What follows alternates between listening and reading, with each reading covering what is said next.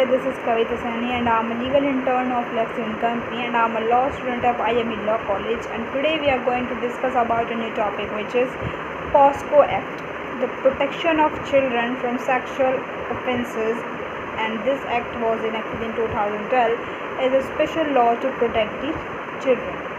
The Protection of Children from Sexual Offences Act has been in news recently after Bombay High Court Justice Pushpa Gandhiwala controversial judgment in child sexual abuse cases.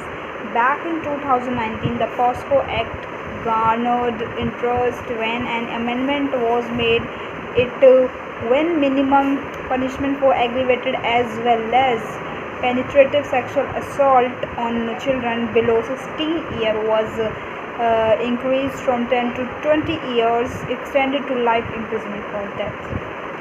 But what makes the POSCO Act different from the Indian Penal Code? What offences does it offer?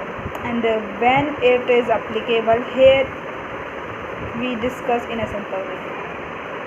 Firstly, we discuss the significance of the POSCO Act. The POSCO Act was I told you that it was enacted in 2012 and it is gender neutral. It recognizes that boys can be victim of sexual violence as well, and it defines a child as someone under the age of 18. The Indian Penal Code does not recognize that sexual assault can be committed on boys. The act also increased the scope of reporting sexual crime against children, and it explained the definition of sexual assault to include a non-penetrative sexual assault as well as aggravated penetrative sexual assault, and section 3 to 10, and also included punishment for person in position of trust of authority like public servants, staff of educational institution, police, etc. Notably, this law recognizes sexual harassment of a child which involve touch, and also that does not, such as stalking, making a child expose themselves or exposing themselves to a child, and so on.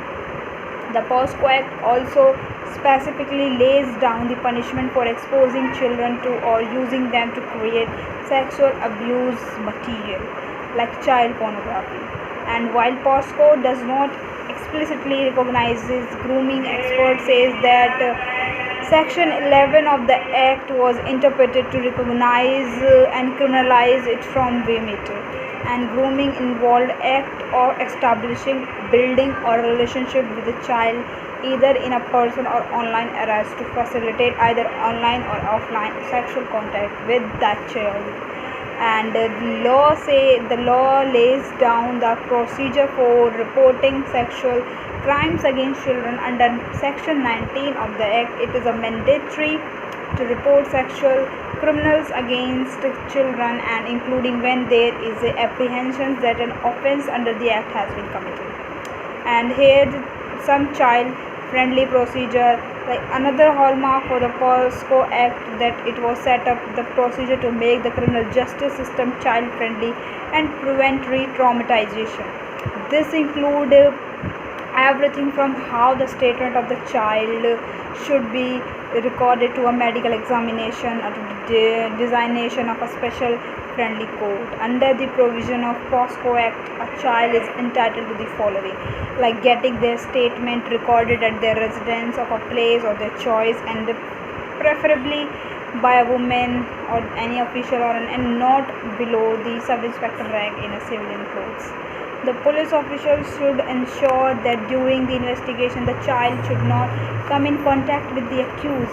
The child cannot be detained at the police station at night, and her identity should be protected from the public and media unless directed otherwise by a special code. If the survivor is a girl, the medical examination should be done by a woman doctor, and the examination can only be done in the presence of a parent, a person, or a child trust.